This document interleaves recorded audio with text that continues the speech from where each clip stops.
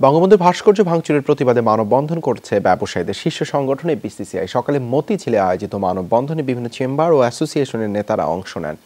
BCCI সভাপতি শেখ ফজলে ফাহিম বলেন, বঙ্গবন্ধুর অবমাননা ব্যবসায়ী সমাজ মানবে না। 2008 সাল থেকে ব্যবসার সহায়ক পরিবেশ তৈরিতে কাজ করছে সরকার। এখন স্বাধীনতা বিরোধী চক্র অপতৎপরতা চালাচ্ছে।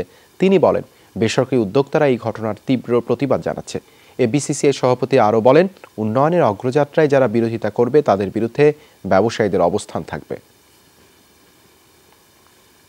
আমাদের সম্মানিত আলেম সমাজের লিবাসের আড়ালে আমাদের স্বাধীনতাকে প্রশ্নবিদ্ধ করার চেষ্টা করছে।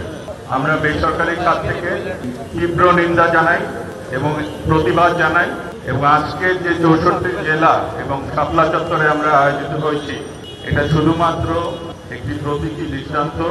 এর গর্জন এখনো শোনা বাকি।